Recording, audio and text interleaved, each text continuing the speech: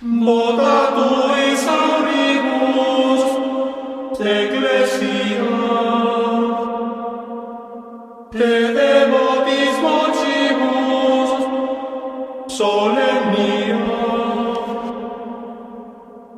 Moda tuis auribus, ecclesia, te devotis vocibus, laudatia.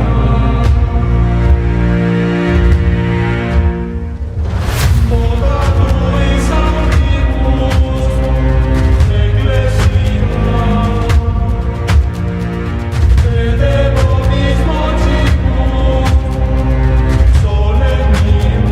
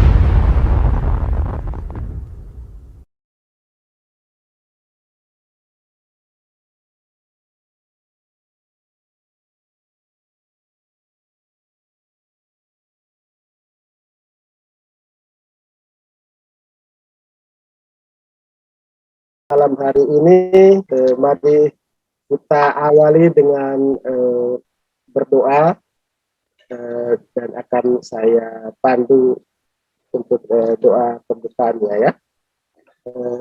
Mari kita siapkan hati untuk berdoa. Dalam nama Bapa dan Putra dan Roh Kudus. Amin. Ya Allah yang Maha Kuasa, puji dan syukur kami aturkan kehadirat-Mu, karena Engkau begitu baik. Engkau telah memberikan kami kesempatan untuk menghirup nafas udara kehidupan sejak pagi sampai dengan saat ini. Kami mengucapkan syukur atas segala kebaikan-Mu ini. Pada malam hari ini kami semua berkumpul dalam wadah virtual ini untuk membicarakan tentang hal-hal yang mana telah ditempuh oleh gerejamu agar bisa terus melampaui zaman dan bisa menjadi rumah bagi seluruh umatmu di dunia ini dari berbagai perbedaan latar belakang budaya, budaya, dan sosial. Kami mohon tuntunanmu agar bisa mendampingi kami sepanjang sesi webinar ini. Sertailah kami dengan rohmu agar apa yang kami bicarakan ini selalu dalam terang kebenaran-Mu saja. Berkatilah kami semua, berkatilah pemateri kami, berkatilah juga seluruh alat-alat komunikasi yang kami gunakan agar kiranya semuanya bisa lancar, bisa kami gunakan dari awal sampai akhir tanpa gangguan apapun, sehingga dengan demikian kami bisa mendapatkan suatu pemahaman yang baru, dan pada akhirnya kami semua akan memuji dan memuliakan Engkau. Terima kasih banyak ya Allah atas kesempatan yang baik ini. Namamu kami puji kini dan sepanjang segala masa. Amin. Amin. Mari kita doakan doa Santo Mikael. Santo Mikael, malaikat agung, belalah kami pada hari pertempuran. Jadilah pelindung kami melawan kejahatan dan jebakan sejahat. Dengan rendah hati kami mohon kiranya Allah menghartiknya. Dan semoga Engkau, Panglima pasukan surgawi, dengan kuasa Allah mencampakkan ke dalam neraka iblis dan semua roh jahat lain yang berkeliaran di dunia, hendak membinasakan jiwa-jiwa. Amin. Amin.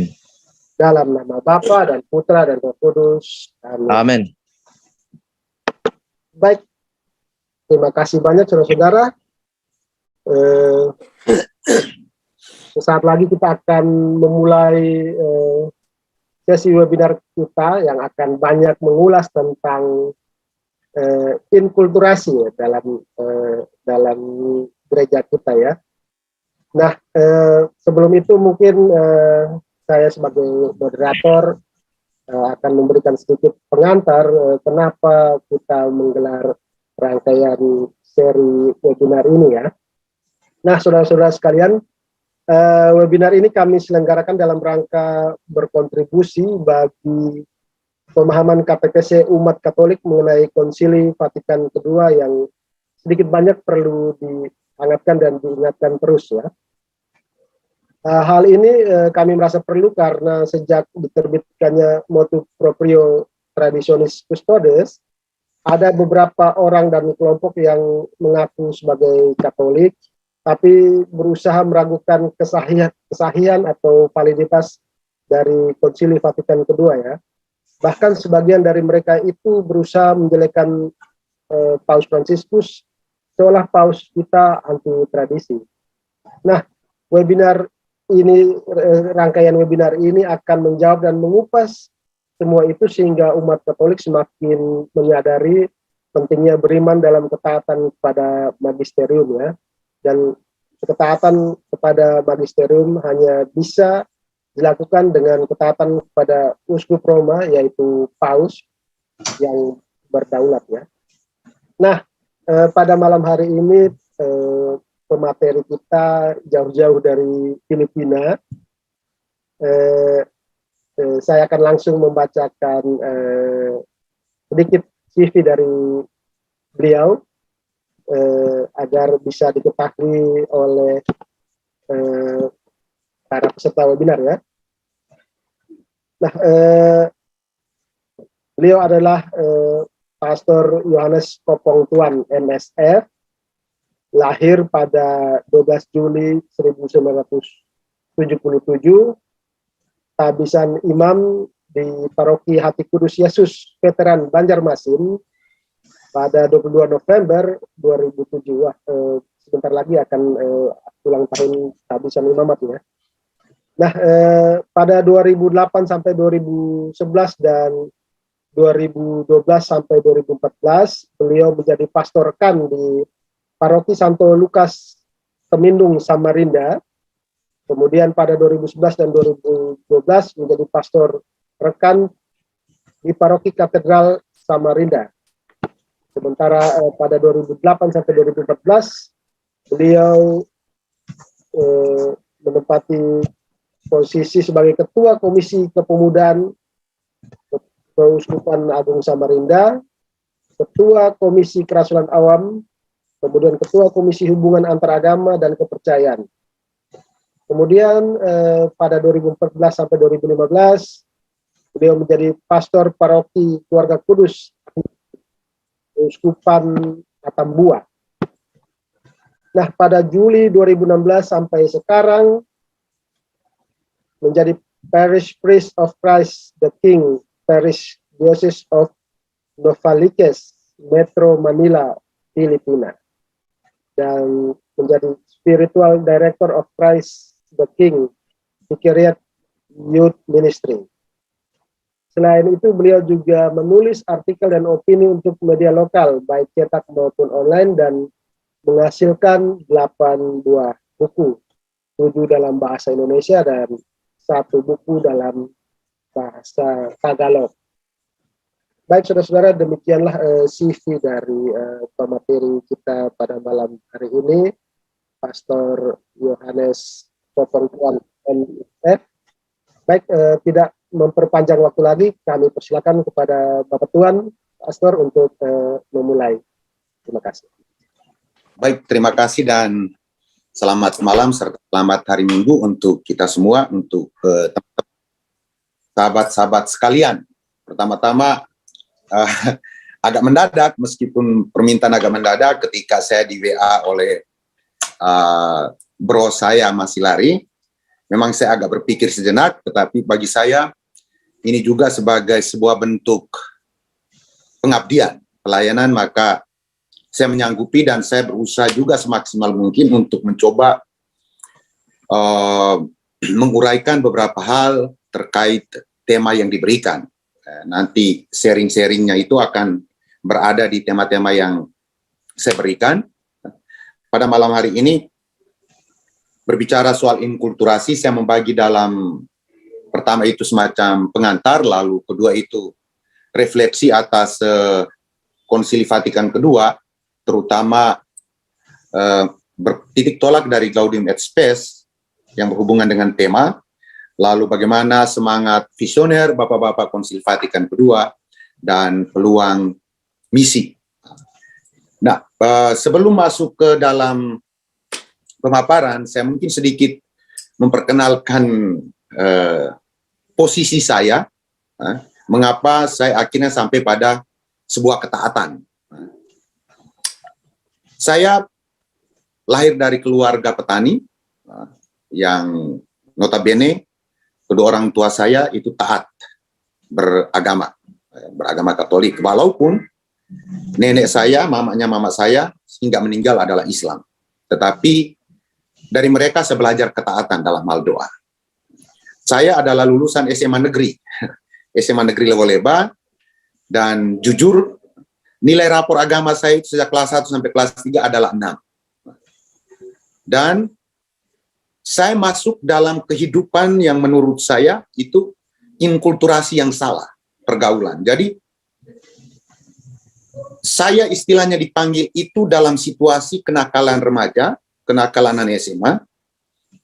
Dan ketika saya masuk dalam kehidupan membiara di situ, kemudian saya menemukan bahwa dulu saya semacam diidolakan oleh teman-teman saya, tetapi sekarang yang menjadi idola saya itu adalah Yesus yang memanggil saya, yang kemudian menuntut saya untuk juga taat kepadanya lewat pemimpin saya, termasuk pemimpin gereja Katolik.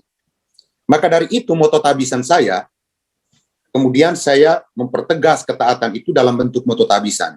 Bukan kehendakku, melainkan kehendakmu. Dalam Injil Markus bab 14 ayat 36. Dan moto tabisan itu yang terus menginspirasi saya untuk mengambil sikap tegas dan taat terhadap ajaran gereja. Sehingga seringkali beberapa, minta maaf, rekan imam saya mengatakan, kau masih muda kok. Tegas sekali, keras sekali, kaku sekali dengan hukum gereja. Saya mengatakan, karena saya dipanggil bukan kemauan saya, tetapi Allah yang memanggil. Itu. Dan selama saya menjadi imam ataupun frater, saya tidak memiliki idola siapapun. Karena ketika saya memiliki idola, maka saya jatuh pada like and dislike. Dan itu yang sebenarnya terjadi hari ini. Soal tidak setujuan terhadap pandangan konsili, saya kira sejak konsili dilakukan itu sudah ada, tetapi bukan pada isi konsili itu. Hanya soal karena siapa yang mau diikuti. Itu menyangkut idola. Jadi, itu menjadi posisi saya. Nah, pada malam hari ini, saya diminta untuk memberikan materi yang berhubungan dengan inkulturasi. Dan saya memberi judul bahwa inkulturasi adalah misi. Dan misi itu juga adalah inkulturasi. Nah, dalam pengantar ini, saya coba membaca kembali dokumen Konsili Vatikan kedua di bagian pengantar. Saya menemukan bahwa salah satu kata kunci di sana yang mempertegas posisi Konsili Vatikan kedua, bahwa Konsili Vatikan kedua tidak mengubah dogma apapun. Itu adalah salah satu sasaran dari Konsili Vatikan kedua, yaitu pembaharuan rohani dalam terang Injil. Dengan salah satu sasaran dari Konsili Vatikan kedua yang adalah pembaharuan rohani dalam terang Injil, Konsili Vatikan kedua secara tegas mempertegas dogma-dogma yang sebelumnya tanpa pernah mencopot, tanpa pernah menggantikan dogma-dogma ini. Hal ini pertama-tama berarti pembaharuan dalam kehidupan beriman, menyangkut kehidupan beriman kita. Yang saya maknai dan para bapak konsili maknai bahwa pembaharuan itu bukan semata-mata mengubah, tetapi mempertegas kembali kehidupan beriman, soal mental, soal kebiasaan, dan semangat dalam membangun hidup rohani.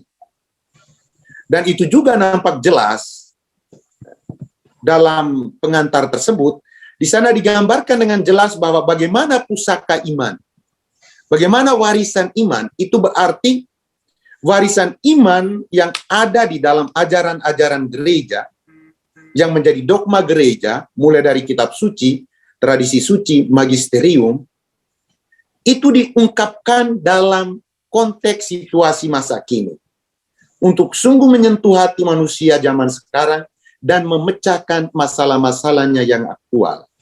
Dan bagi saya, ini adalah semangat awal Konsili Vatikan kedua.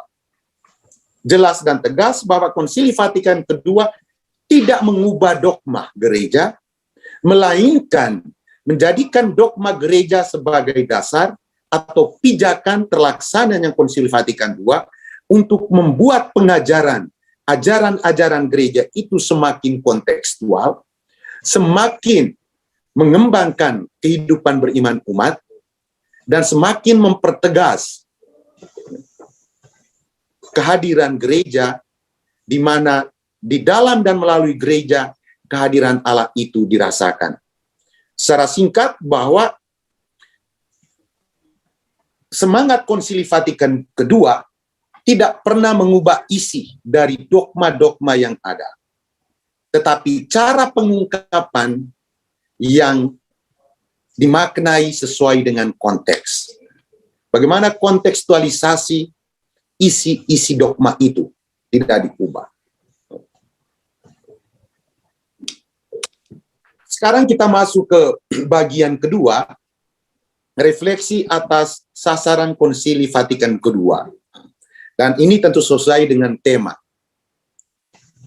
Jika salah satu sasaran dari Konsili Vatikan kedua adalah pembaharuan rohani dalam terang Injil, maka dalam pengalaman saya sebagai seorang misionaris dan tentu berpijak pada Gaudium et Spes, inkulturasi sejatinya juga adalah misi menuju pembaharuan rohani dalam terang Injil, dan bukan melunturkan atau mengacaukan dimensi iman. Inkulturasi adalah misi itu sendiri, yaitu masuk ke dalam kebudayaan dan setiap situasi hidup umat beriman. Saya mengatakan bahwa inkulturasi adalah misi, karena baik inkulturasi maupun misi berarti masuk ke dalam. Ketika saya masuk di negara Filipina, maka pada saat saya masuk, saya sudah melaksanakan inkulturasi, proses inkulturasi dengan orang-orang Filipina. Dan ketika saya masuk di sana, di negara Filipina, di situ juga ajaran-ajaran gereja sudah mulai masuk ke dalam. Jika inkulturasi sebagai misi, dan itu jelas dari Konsili Vatikan kedua, terutama di Gaudium et Spes, kalau kita mau berbicara. Jika inkulturasi itu sebagai misi, maka pintu masuknya, dan ini bagi saya seringkali salah kaprah, sehingga kemudian banyak dari kita yang jatuh, terutama minta maaf kami para imam. Inkulturasi sebagai misi, maka pintu masuknya bukan kebudayaan atau situasi hidup manusia, melainkan Injil dan dogma gereja. Jadi orang seringkali mengatakan budaya itu menjadi pintu masuk bagi kita untuk bermisi. Tidak, kalau kita mau melihat sasaran dari Konsili Vatikan kedua adalah pembaharuan rohani, maka pintu masuk untuk ke tengah-tengah kehidupan masyarakat itu adalah ajaran gereja, dogma. Kita bisa lihat karya publik Yesus. Dia berkeliling dari desa ke desa, kota ke kota di dalam Injil Lukas bab 8 ayat 1. Yang menjadi pintu masuk dia untuk bisa keliling itu adalah kehendak Allah, pewartaan kerajaan Allah. Bukan karena di sana ada kebudayaan yang mau diubah pertama-tama. Tetapi mau menerangi kebudayaan, dasar pijaknya tetap kerajaan Allah, bukan kebudayaan atau situasi hidup orang. Dan sebenarnya itu yang dituju oleh Konsili Vatikan kedua melalui salah satu konstitusi pastoral, yaitu Gaudium et Spes. Dasarnya adalah karya publik Yesus dan dogma gereja yang kemudian mendorong untuk masuk dalam budaya ataupun situasi umat. Karena kalau kebudayaan dan situasi hidup manusia yang menjadi dasar dan alasan untuk masuk, maka kita terjebak pada kompromi dan profanisasi kehidupan rohani, bahkan profanisasi nilai-nilai Injil. Dan itu yang saya lakukan. Ketika banyak orang mengatakan bahwa, wah kalau kita masuk dengan ajaran-ajaran gereja pasti tidak akan masuk. Minta maaf, saya sudah mengalami. Mulai dari Samarinda, mulai sampai di Timur dan di Filipina. Ketika orang bertanya, mengapa Anda mau membela orang miskin? Mengapa Anda mau mendampingi orang-orang kecil? Jawaban saya hanya ada dua. Yesus Kristus dan ajaran gereja. Jadi bukan karena mereka miskin saya membela, tidak. Kalau karena mereka miskin saya membela, maka jatuh kepada sebuah pelayanan hanya berhenti pada pelayanan sosial karitatif, bukan pewartaan iman. Maka dalam permenungan saya bertitik tolak dari ajaran Gaudium et Spes, dan Gaudium et Spes ini yang selalu menginspirasi saya, terutama nomor 1. Saya secara pribadi seringkali tidak setuju dengan pernyataan masuk melalui pintu mereka, keluar melalui pintu kita, sebagai pemaknaan inkulturasi. Jadi apakah kemudian di sana ada tukang mabuk, saya kemudian harus ikut mabuk kalau mau masuk melalui pintu mereka? Bagi saya, inkulturasi sebagai misi berarti masuk melalui dan dengan pintu gereja, yaitu dogma atau ajaran-ajaran gereja. Dan keluar bersama melalui pintu dan ajaran-ajaran gereja, yaitu dogma. Sebagaimana pusat dari misi Yesus yang berkeliling dari kota ke kota dan desa ke desa adalah kerajaan Allah. Jadi pusat dari inkulturasi itu bukan sekedar kita mengambil kebudayaan atau kebiasaan masyarakat setempat dan kita tempelkan. Itu bukan semangat Konsili Vatikan II. Tetapi bagaimana ajaran-ajaran gereja itu bisa dikenal, dihayati, dan dihidupi di tengah-tengah kehidupan umat beriman. Karya Kristus dan pengajarannya yang dirumuskan dalam kitab suci, terutama dalam Injil, dan ajaran-ajaran gereja yang mendorong gereja untuk masuk dan hidup seraya membaharui semangat hidup, kebiasaan, dan mentalitas setiap insan manusia dengan terang Injil. Dan teman-teman, itu yang saya lakukan. Artinya dalam pengalaman saya sebagai misionaris, dimanapun saya ditugaskan, dalam pertemuan, kata pertama yang saya lontarkan adalah demikian. Bahwa kita melayani di sini, saya melayani di sini, bukan berdasar kehendak sendiri, tetapi berdasar pada ketaatan pada kehendak Allah yang hadir dan nyata dalam diri gereja. Dalam hal ini mulai dari paus, para uskup, dan juga para imam, ketaatan terhadap kehendak Allah diungkapkan lewat ketaatan saya, ketaatan kita semua pada gereja, pada paus, pada para uskup kita. Itu. Jadi, saya tetap menegaskan demikian. Mengapa? Karena yang menjadi pusat bukan idola saya, bukan saya yang kemudian menjadi idola, bukan umat yang menjadi idola, tetapi konteks apapun, mau dalam bermisi dan masuk dalam kehidupan siapapun, Yesus menjadi pusat dan ajaran-ajarannya yang tertulis di dalam kitab suci, tradisi suci dan magisterium itu menjadi pijakan dan dasar untuk masuk ke dalam hidup, untuk masuk ke dalam kebudayaan dan situasi hidup manusia.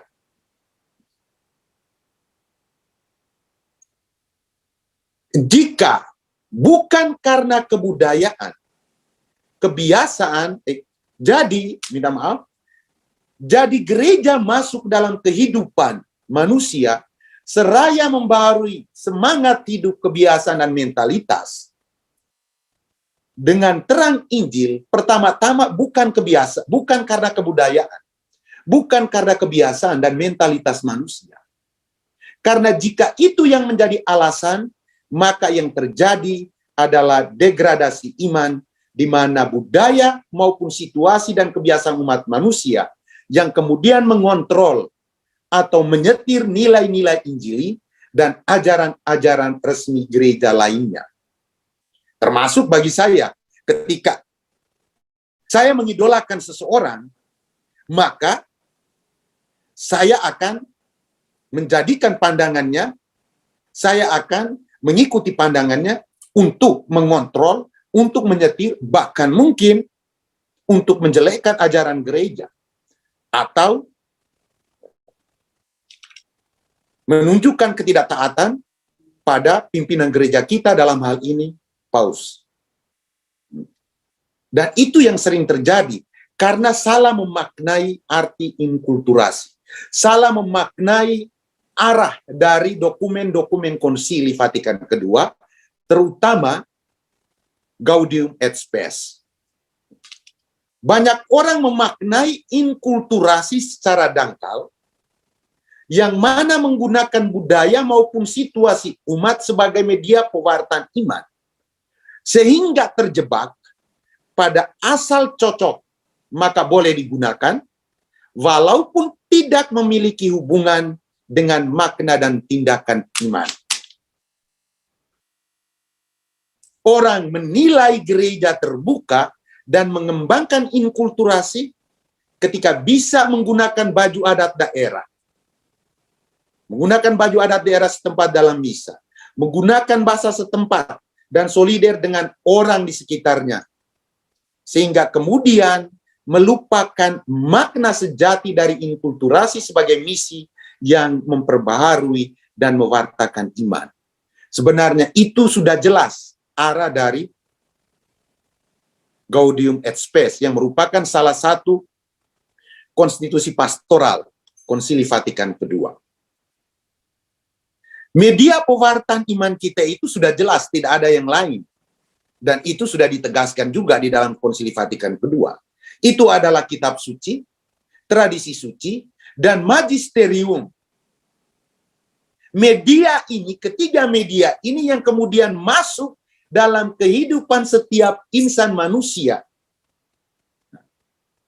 Yang kemudian apa? Melahirkan solidaritas, dialog antar agama, dan keutuhan ciptaan, ataupun hal-hal lain. Jadi ketika saya bersolider, saya membangun persahabatan dengan orang lain, bukan karena semata-mata itu hobi, itu selera, tetapi dasar dan pijakannya adalah kitab suci, tradisi, dan magisterium gereja. Solidaritas bisa dilihat di Gaudium et Spes nomor 1, nomor 32. Dialog dalam Gaudium et Spes nomor 3 atau nomor 23, membangun persaudaraan dengan semua orang. Keutuhan ciptaan bisa dibandingkan di Gaudium et Spes nomor 39, 71. Itulah inkulturasi. Jadi inkulturasi itu tidak sekedar soal liturgi, mengenakan pakaian adat dan lain sebagainya. Tetapi dialog, solidaritas, karena ketika masuk ke dalam sebuah perjumpaan, sebuah dialog, masuk di dalam sebuah kehidupan manusia dan kita bersolider, kan di sana kita membaharui hidup rohani mereka dengan terang Injil. Dan itulah inkulturasi sejati. Solidaritas, dialog, perjuangan mempertahankan keutuhan ciptaan. Bahkan ketika kalian menikah, sebenarnya sudah terjadi proses inkulturasi di situ. Proses inkulturasi itu terjadi melalui janji perkawinan kalian. Menjadi dasarnya itu yang menyatukan dua orang ini. Janji perkawinan yang adalah kehendak Allah itu sendiri. Itulah inkulturasi sejati. Karena inspirasi dari adanya dialog, solidaritas, dan yang lainnya itu. Bukan karena situasi dan kondisi manusia, melainkan karena inspirasinya adalah tentu Yesus yang menjadi pusat misi atau inkulturasi itu sendiri, yang kemudian seluruh karya hidup dan pengajarannya dijabarkan dalam kitab suci, tradisi suci, dan magisterium. Dalam pengalaman pribadi teman-teman, inkulturasi sejati adalah solidaritas, ataupun dialog, ataupun perjumpaan dengan orang lain, ataupun pembelaan dan pendampingan kaum-kaum marginal, keutuhan ciptaan. Itu merupakan inkulturasi sejati yang diinspirasi oleh Yesus sendiri melalui pedoman dan ajaran gereja. Nah, sekarang kita lihat, kalau kita mengatakan misalnya ada yang berbeda pendapat dan bahkan tidak taat pada Paus dan mengatakan Konsili Vatikan kedua ini adalah konsili yang tidak sah dan tidak dogmatis. Pertanyaannya, Yesus saja masuk melakukan proses inkulturasi ketika dia berjumpa dengan seorang perempuan Samaria di tepi sumur. Ketika dia berjumpa dengan orang-orang lain. Yesus menunjukkan kita sebuah misi, sebuah inkulturasi yang sebenarnya itu sudah dilakukan Yesus sebelumnya.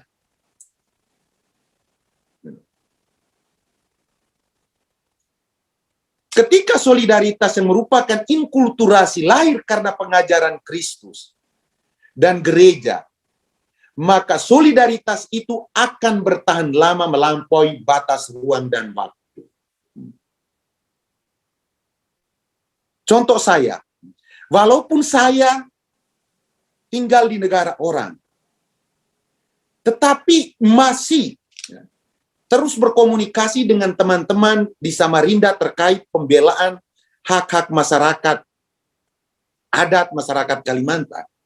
Karena masuknya saya ke sana bukan karena selera, bukan karena soal saya imam, tetapi pertama-tama karena iman akan Kristus, karena ketaatan pada ajaran-ajaran gereja, ketaatan pada dogma-dogma gereja, termasuk Konsili Vatikan kedua dan Paus, yang kemudian itu memberikan peneguhan dan penguatan pada saya, maka dimanapun saya berada, tidak akan pernah hilang, tidak akan pernah luntur semangat untuk melaksanakan inkulturasi atau misi dalam bentuk perjumpaan itu. Kalau inspirasinya hanya karena situasi, kondisi manusia, maka kalau situasi dan kondisinya itu sudah selesai, saya akan, kalau kondisinya sudah selesai, maka ya sudah, tidak akan lagi melakukan dialog, tidak akan lagi mungkin mengunjungi masyarakat yang dibela. Minta maaf, screenshotnya tadi saya sudah kirim di WA Group, nanti bisa ada yang share karena tempat saya minta maaf, Lola dalam hal ini. Itu. Dalam pengertian ini, maka semua persoalan kehidupan manusia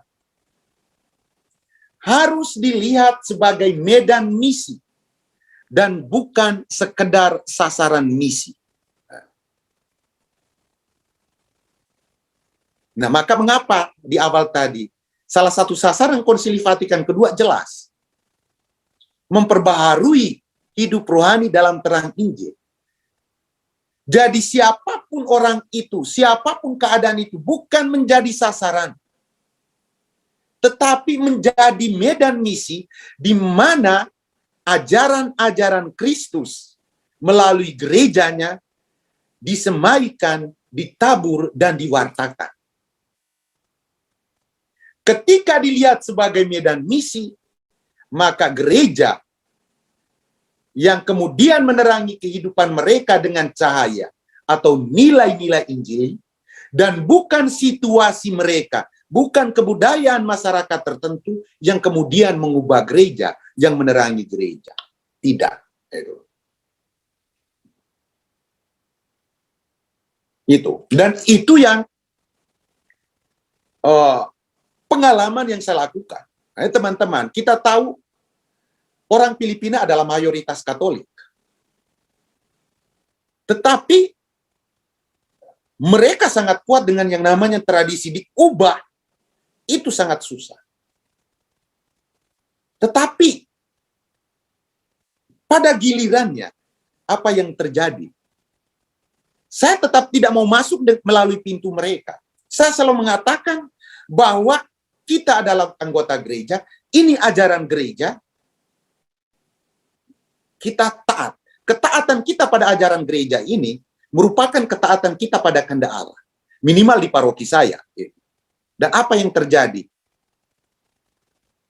Oh Father, berarti selama ini kami memang kekurangan katekese. Selama ini kami tidak menemukan apa-apa. Ternyata ini yang benar. Nah, ini proses katekesi ini juga merupakan sebuah proses inkulturasi. Menerangi mereka, memperbaharui hidup rohani mereka dalam terang Injil.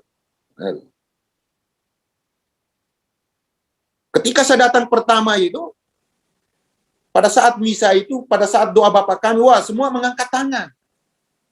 Bahkan devosi yang jatuh pada yang namanya magic itu sangat kuat. Dan ketika saya mencoba mengatakan itu berdasarkan ajaran gereja,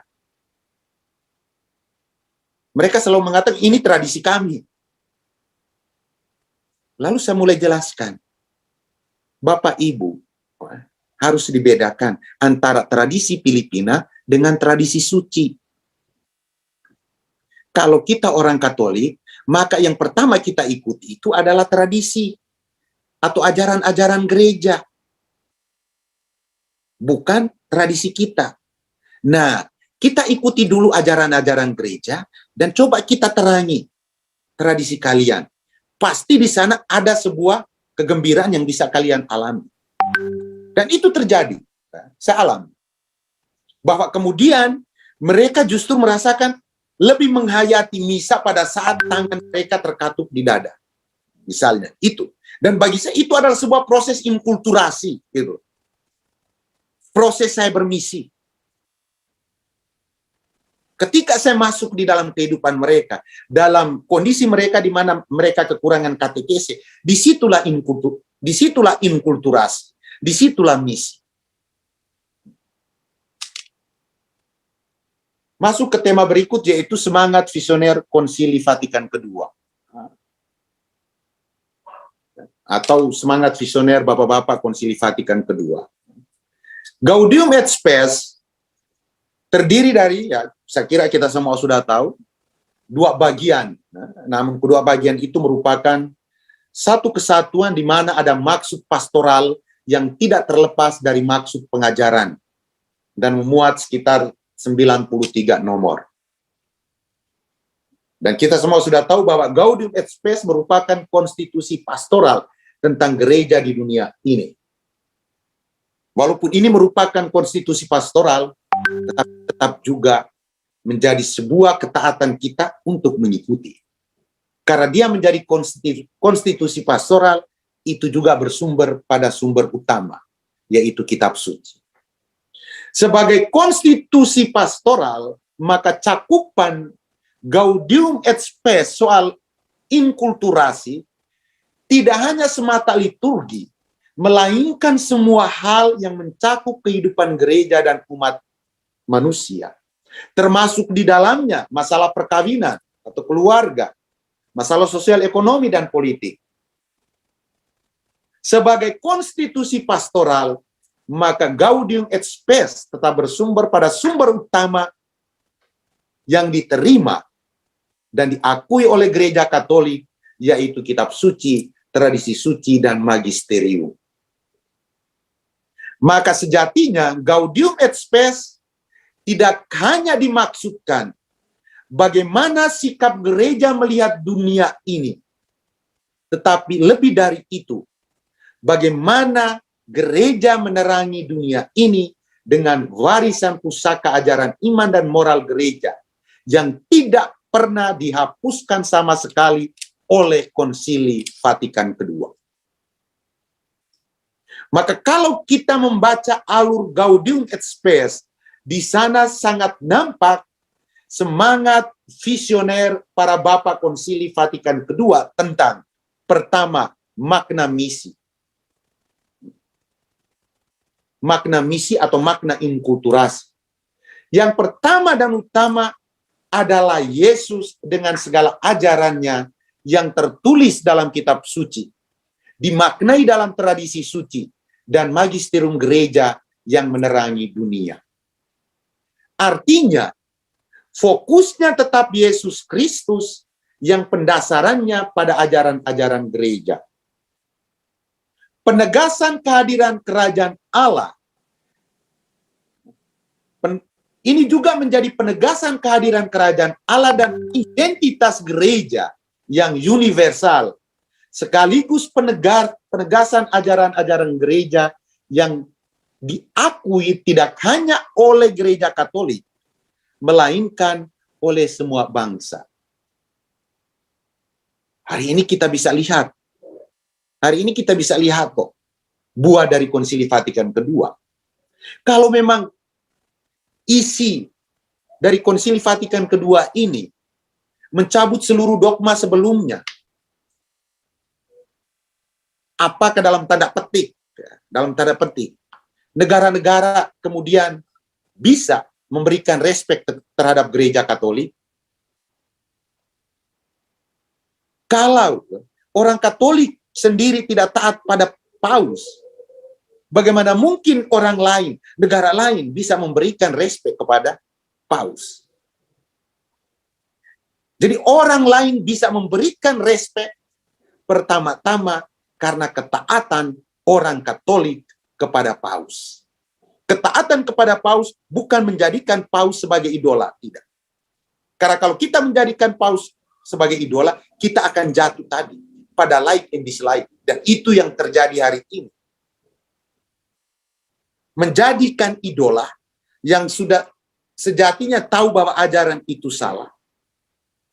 Tetapi kemudian itu yang kemudian dijadikan sebagai pendasaran untuk menyerang gereja Katolik atau bahkan menyerang Paus. Dalam hal ini Paus Fransiskus. Penegasan kehadiran pewartaan kerajaan Allah oleh Yesus tidak memiliki makna jika tidak ada perjumpaan. Kerajaan Allah yang diwartakan oleh Yesus itu semakin dirasakan karena ada perjumpaan. Maka misi, kalau kita mau melihat dalam terang Gaudium et Spes, itu adalah perjumpaan. Misi adalah inkulturasi, atau inkulturasi adalah misi. Karena di sana ada perjumpaan. Dan bukan sekedar perjumpaan seyelo dan lain sebagainya, perjumpaan iman. Karena iman yang diwartakan di sana. Saya ketika ditanya mengapa pastor ikut demo, ikut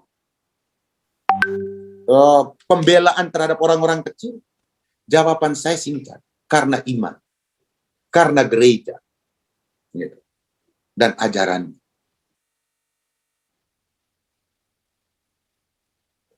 Semangat visioner yang kedua itu adalah tentang tempat misi. Pada zaman dulu orang memaknai misi sebagai pergi ke tempat, wilayah yang jauh maupun bangsa lain. Namun dari Konsili Vatikan kedua kita disadarkan bahwa misi itu tidak hanya soal pergi keluar, tetapi mulai dari keluarga kita sudah bermisi. Ketika seorang suami mendengarkan istrinya, dia sudah bermisi. Dia sudah melakukan sebuah proses inkulturasi di sini. Dengan mendengarkan istrinya, artinya memberikan ruang kepada istrinya untuk mengalami pengalaman iman, pengalaman kehadiran Allah dalam diri suaminya. Sekaligus dengan memberikan ruang itu, sang suami juga diberi kesempatan untuk merasakan persoalan atau apapun yang sedang dialami oleh istrinya, sehingga mampu menerangi istrinya itu dengan iman. Jadi sebenarnya mulai dari keluarga, kita sudah bermisi. Tempat kerja, lingkungan hidup, sesama yang terpinggirkan, termasuk masalah-masalah sosial politik yang sejatinya merupakan medan misi atau medan inkulturasi. Pada wilayah ini, bukan sekedar gerakan sosial karitatif yang dilakukan oleh gereja, tetapi para bapak konsili sudah menegaskan lebih jauh, yaitu penanaman iman, termasuk di dalamnya ajaran-ajaran gereja. Dan yang ketiga, semangat misi. Yang saya maknai, misi adalah inkulturasi, dan inkulturasi adalah misi. Sebenarnya sudah sangat jelas, sebagaimana yang digambarkan dalam Gaudium et Spes, bahwa misi sejatinya adalah inkulturasi, dan sebaliknya. Roh atau semangat misi yang adalah inkulturasi yang paling kuat di dalam Gaudium et Spes adalah bukan sekedar liturgi, tetapi melampaui liturgi, yaitu solidaritas, perjumpaan, dialog, keutuhan ciptaan, hidup berkeluarga.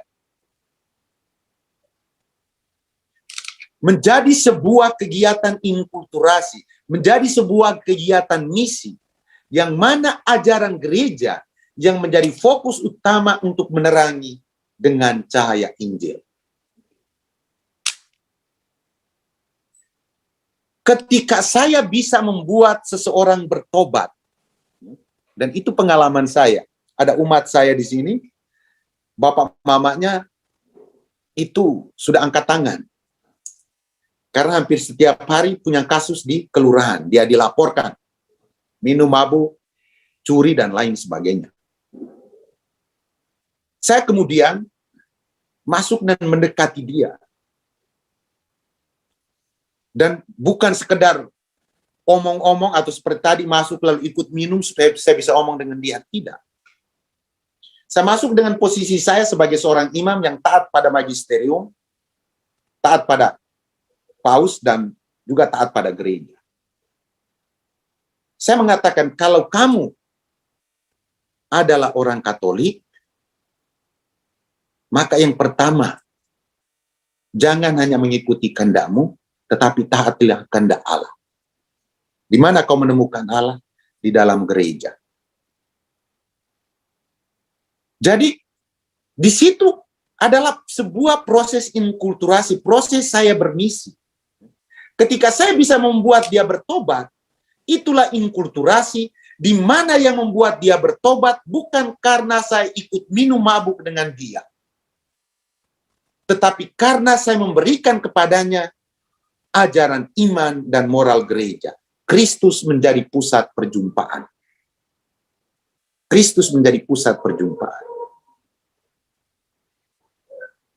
Waktu di Samarinda, ketika saya sudah pindah di Timor, satu orang cewek ini paksa saya harus datang ke Samarinda untuk memberkati dia. Hanya karena dia menjadi Katolik, dia Islam keras itu. Dia menjadi Katolik karena setiap kali mendengarkan khotbah dan membaca tulisan-tulisan saya di FB. Dan dia paksa saya harus datang. Memberkati perkawinan dia dan membaptis dia. Dan di situ saya melihat itulah proses inkulturasi. Itulah misi, itulah inkulturasi. Jadi bukan kita memaksa orang lain untuk harus berubah, apalagi budaya harus memaksa gereja.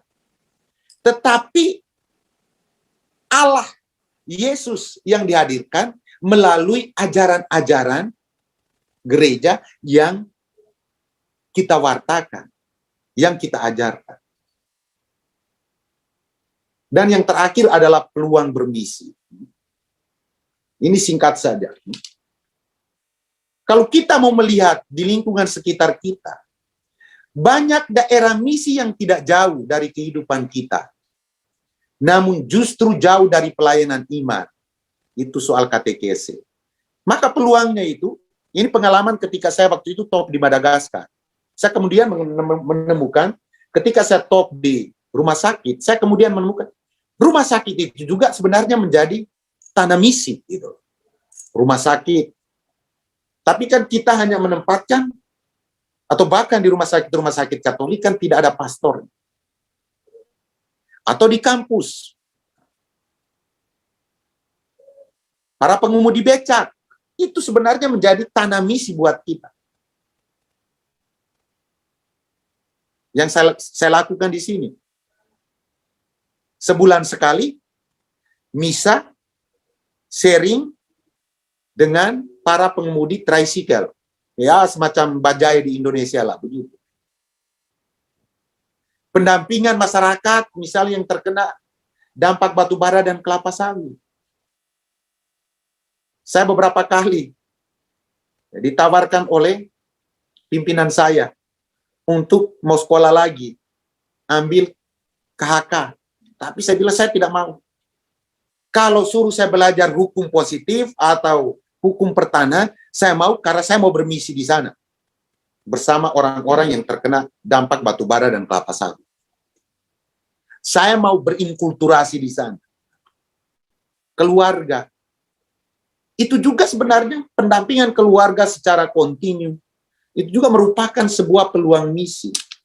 OMK kita yang dalam tanda petik tersesat oleh ajaran-ajaran yang sesat. Para karyawan perusahaan, bahkan saya harus katakan, teman-teman kelompok apologet dan pengguna media online Katolik yang taat pada ajaran gereja, itu juga menjadi peluang misi. Ketika ada webinar sebulan yang lalu, yang menyelenggarakan itu Keuskupan Banjarmasin, tentang media online ini. Lalu saya mengatakan, sekarang di Facebook, grup-grup Facebook, bahkan seperti di grup chat atau WhatsApp, banyak orang muda kita, banyak umat kita yang melakukan apologetik dan lain sebagainya. Mengapa kita tidak mendampingi mereka? Mengapa kita tidak bermisi ke sana? Ketika ada penyalahgunaan dan lain sebagainya, baru kita mulai kaget. Tetapi mengapa orang-orang seperti ini, orang-orang seperti teman-teman, itu kenapa tidak didampingi? Artinya bukan didampingi sekedar sebulan sekali, tetapi mengapa tidak menjadikan sebuah paroki itu menjadi tempat di mana kelompok-kelompok seperti teman-teman dan pengguna media online ini hadir di paroki itu bisa setiap hari atau setiap minggu untuk berproses dalam pembinaan dan katekesi. Nah, itu beberapa hal yang saya kira menjadi peluang bermisi yang sebenarnya kalau kita mau menjadikan gereja Katolik sebagaimana harapan Konsili Vatikan kedua memperbaharui hidup rohani dalam terang Injil, maka sebenarnya orang-orang di sekitar kita, bahkan orang-orang di Facebook, itu adalah tanah misi buat kita. Tanah inkulturasi buat kita semua. Demikian pemaparan singkat dari saya.